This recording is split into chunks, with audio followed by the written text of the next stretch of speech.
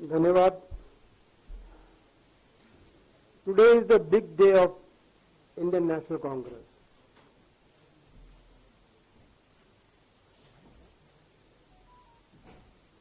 A proud moment for all of us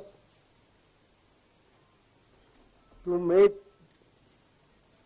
join Manish Phogatji and Bajrang Punia ji inside the platform of Indian National Congress. Manish ji, hailing a family from Rassalers, when she was 9 years old, her father was shot dead in front of the house of a relative of her family.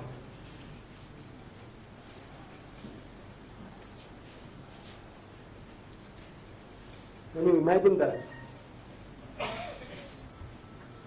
When a girl child was 9 years old, her own father shot dead by nearby the family premises. But her conscious mind brought her here. Her braveness brought her here. Her courage brought her here. Becoming a 3-time Olympian, having completed in 3 different weight classes, 48 kg in 2016, 53 kg in 2020, and 50 kg in 2024. In 2024, she became the first Indian woman wrestler to have reached finals at the Olympic Games. However, we know, most disappointed news, India heard that point of time she had been disqualified.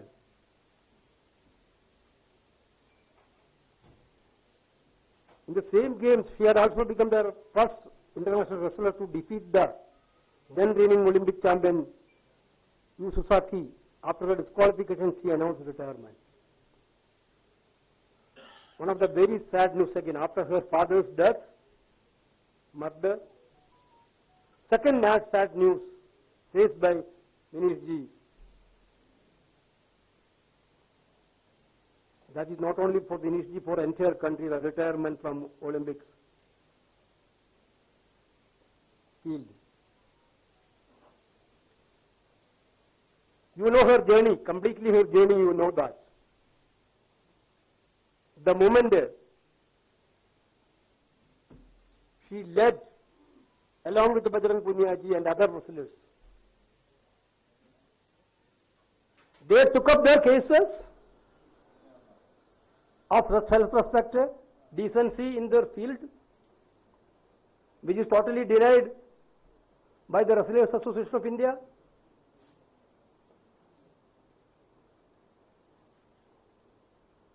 Entire country stood with him, her, and these people. We, Indian National Congress, I proudly say that Rahul Gandhi ji, Priyanka Gandhi ji, Mallikarjuna Kharge ji, all senior leaders and all leaders of India Alliance also stood with her, stood with them for their genuine causes, for fighting against the injustice which happened to them. Not only they stood for their field, they fought for the Kisan of this country. You can witness that. When Kisan agitation happened, they are there with the Kisans. They fought for Agniveer. When they are in great difficulties, this is the social commitment of these great players, great wrestlers. That is why Indian National Congress is very proud to accept them in this party. Leaders will come through movements. These two people came through a biggest movement in this country.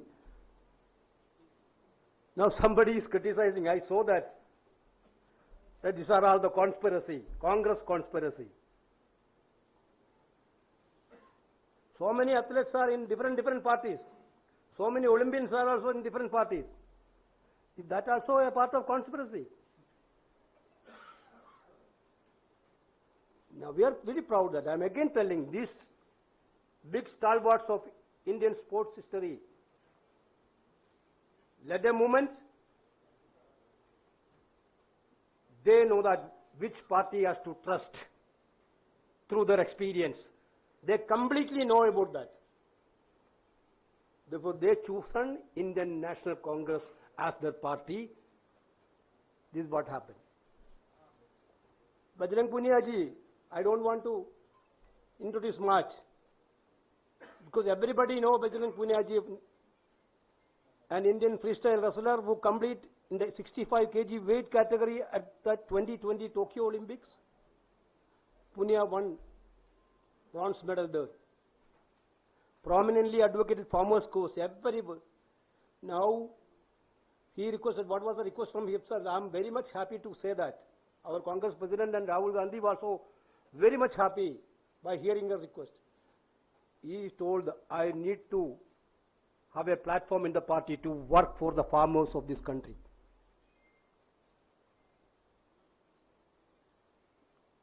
Actually, it is a very, very proudful moment for us. He protested against the 3 farm laws and protested for Agniveer scheme.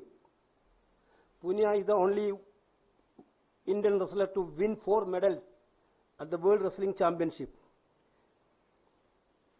He won a gold medal at the Asian Wrestling Championship held in 2017 and 29. He also won gold medal in 2018, 2022 Commonwealth Games and 2080 Asian Games. He received Arjuna Award also. He is an Arjuna Award. Therefore, we are very happy. Surprisingly, I have to show one notice to you, which Vinesh got today. She resigned her job today itself. After resigning, she got a WhatsApp message from railway authorities. Shock cause notice. What was the reason?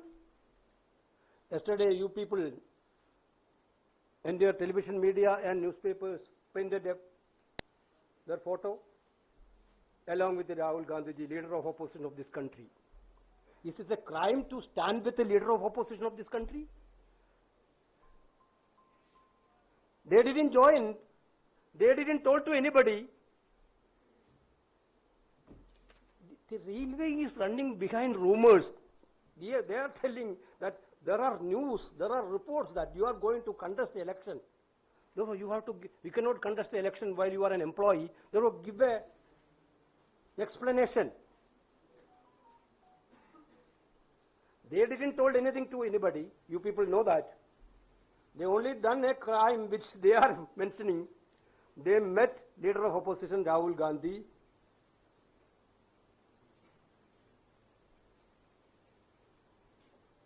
They are not leaving her. Are they not leaving her?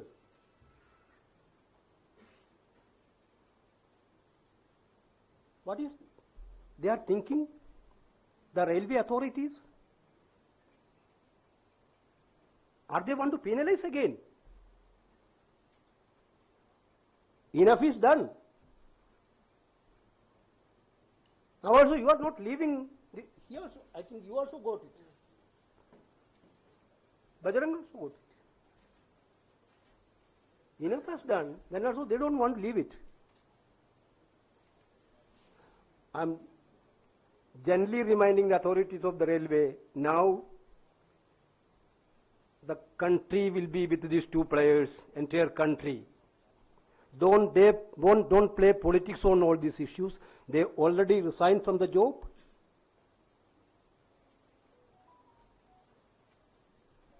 Do the formalities quickly and relieve them.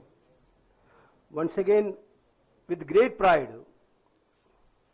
we are, Honorable Congress President, under the directions of Congress President and LOP,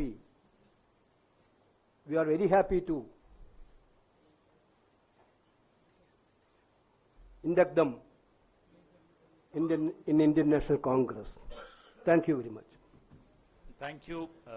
Venugopal जी, अब स्वागत का सिलसिला समाप्त करने के बाद अधिकृत रूप से बजरंग पुनिया जी और विनेश फोगाट जी को पार्टी में शामिल करने का सिलसिला शुरू करते हैं। मैं आग्रह करूंगा वेणुगोपाल जी से, हमारे महासचिव प्रभारी दीपक बावरिया जी से और उदयभान जी से कि वो उनका स्वागत करके उन्हें पार्टी में शामिल करें। Thank you, welcome. Thank you so much, sir. Thank you, sir. Vineet ji. Thank you,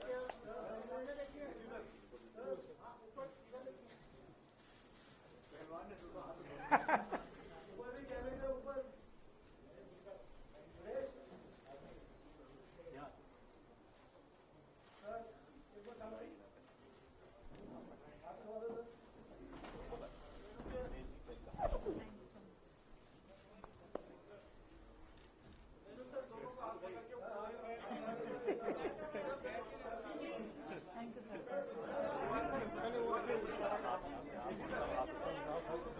okay, thank you.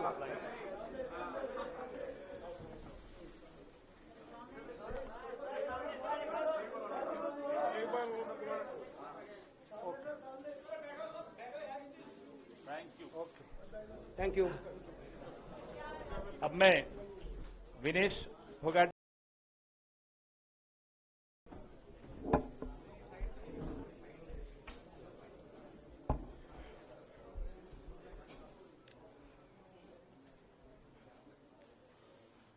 सबसे पहले तो मैं पूरे देशवासियों का बहुत बहुत धन्यवाद कहना चाहती हूँ, आप मीडिया पर्सन्स का भी, क्योंकि आप लोग ही हम लोगों को इतना through out the journey wrestling में आपने सपोर्ट किया है। तो मैं उम्मीद करती हूँ कि मैं आपकी उम्मीदों पे खरा उतरूं बिल्कुल। और कांग्रेस पार्टी का मैं बहुत बहुत धन्यवाद करती हूँ, क्योंकि जब बोलते हैं ना कि बुरे टाइम में पता लगता है कि अपना कौन है। जब हम रोड पे घसीटे जा रहे थे तो छोड़ के बीजेपी को देश में जितनी भी पार्टियां हैं वो हमारे साथ में थी, हमारे दर्द को समझ पा रही थी, हमारे आंसुओं को समझ पा रही थी। मैं बहुत प्राउड फील कर रही हूं कि मैं एक ऐसी पार्टी में, एक ऐसी विचारधारा में हूं जो महिलाओं के साथ हो रहा अन्याय और उनके साथ बुरे बर्ताव के खिलाफ खड़ी है। वो लड़ाई लड़ने के तैयार है, सड़क से लेकर संसद तक।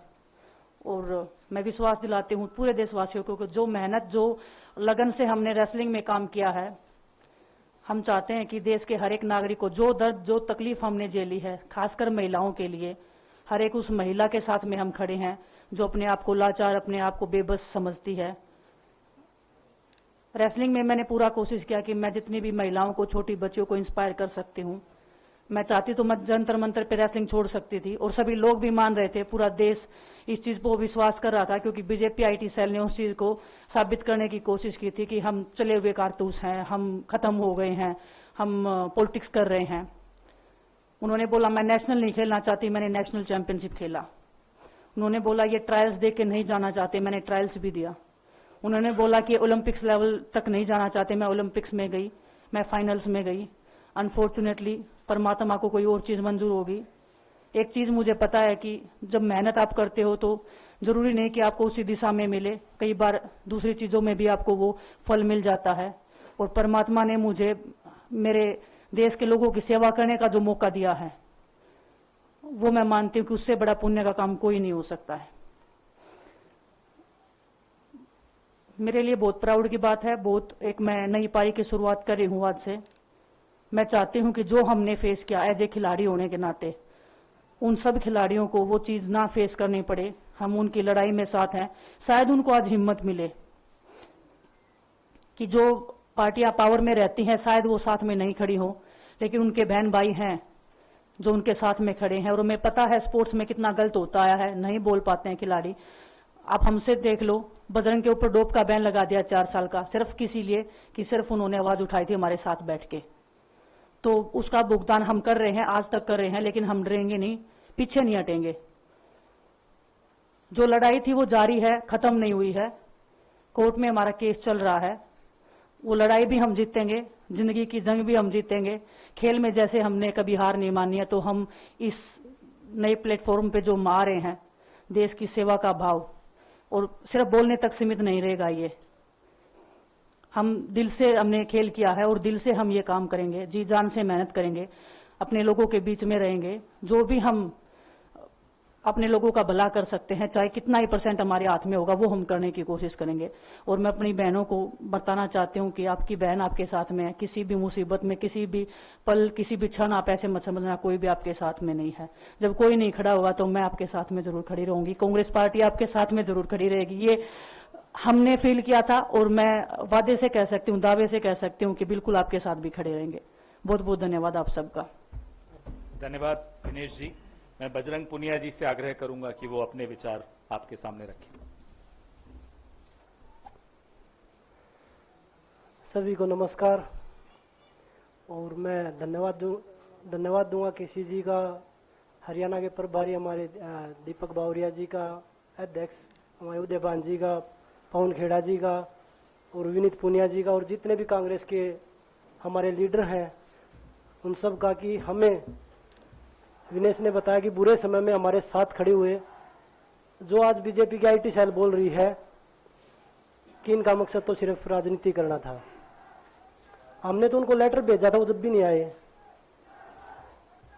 हमने तो बीजेपी के जो सांसद थी, जितनी भी महिला सांसद थी, उनके घर पे लेटर दिया था, वो फिर भी उन बच्चियों के साथ नहीं खड़े हो पाए। कांग्रेस पार्टी तो बिना कुछ हमने इनको बताया, ये वहां पे हमारे साथ खड़े हुए। तो देश की बेटियों की जो आवाज उठाई उसका भुगतान हम कर रहे हैं। लेकिन ये चीज हमें पता लगी कि जो अत्याचार बेटियों पे हुआ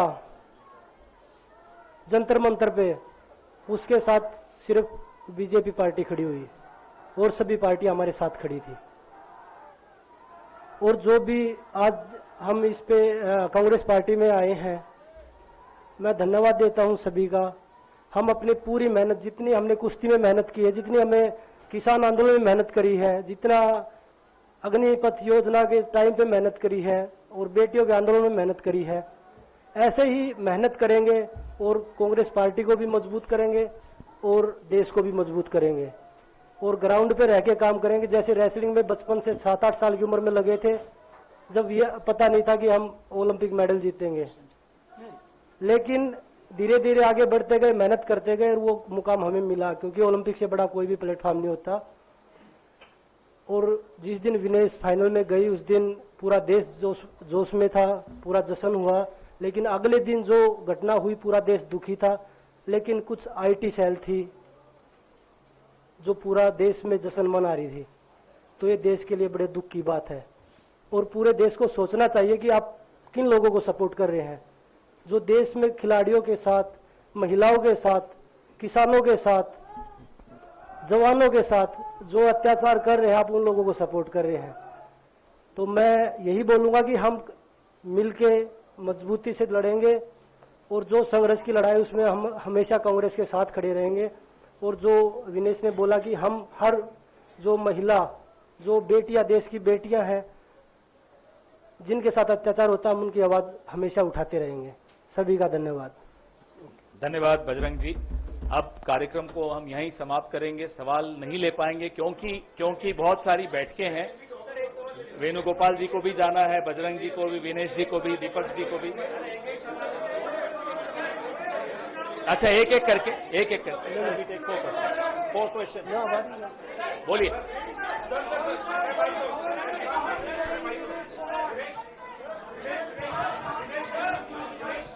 अगर ऐसे होगा तो कोई सवाल नहीं पूछ पाएंगे। मैं सवाल ले रहा हूं सवाल, ठीक है, ले रहा हूं। अगर आप चाहते हैं सवाल लें तो जब शांति रखेंगे तभी सवाल ले पाएंगे। विनेश, जब चूंकि ओलंपिक फाइनल के बाद आप पहली बार मीडिया के सामने मुखातिब है, मेरा ख्याल है, जिस तरीके से ओवरवेट होने के कारण आप बाहर हुई, कांग्रेस ने आरोप लगाया, कई लोगों ने आरोप लगाया कि आपके साथ साजिश की गई क्योंकि आप लोगों ने आंदोलन किया था। तो मैं पहला सवाल तो ये पूछना चाहता हूं कि आपको क्या लगता है, क्या साजिश की वजह से आपको पदक से दूर रखा गया? और दूसरा सवाल ये लोग जानना चाहेंगे, आपको बधाई कि आप कांग्रेस में आई हैं, आप शायद चुनाव भी लड़ेंगी और निश्चित तौर पे आप एक चेहरा है आंदोलन का, लेकिन लोग ये जानना चाहेंगे कि वो लड़ाई अभी अधूरी है, अभी अदालत में है, इसके पहले बीच में ही आपने राजनीतिक पारी शुरू कर दी। क्या ये बेहतर नहीं होता कि वो लड़ाई को आप अंजाम तक पहुंचाते? और राजनीति के लिए तो आपके पास काफी लंबा नहीं, इतना लंबा नहीं प्लीज। ओलंपिक फाइनल वाला पे जो ओलंपिक्स की आप बात कर रहे हो, किसी दिन फुर्सत में बात करूंगी। बहुत इमोशनल चीज है मेरे लिए। बरसों की मेहनत के बाद मैं वहां पहुंची थी। जो भी हुआ, जैसे भी हुआ, कैसे हुआ, सब मैं एक दिन डिटेल में बताऊंगी। थोड़ा सा आपको सब्र, आपको थोड़ा सा पेशेंस रखना पड़ेगा उसके लिए इमोशनली बहुत प्रिपेयर होना पड़ेगा मुझे ही, क्योंकि मैं उस फेज में बार बार नहीं जाना चाहती। दूसरा आपका जो सवाल था, जी नहीं, मैंने आपको, जब मैं बोल रही थी, मैंने यही बोला था कि लड़ाई अभी खत्म नहीं हुई है। कोर्ट में केस चल रहा है। ब्रजभूषण को पूरा बीजेपी पार्टी उनको सपोर्ट कर रहा है। हमारे साथ में अपोजिशन खड़ा है। कांग्रेस पार्टी ने, हम जब रोड पे घिसट रहे थे तो पहली पार्टी थी जो हमारे सपोर्ट में खड़ी थी।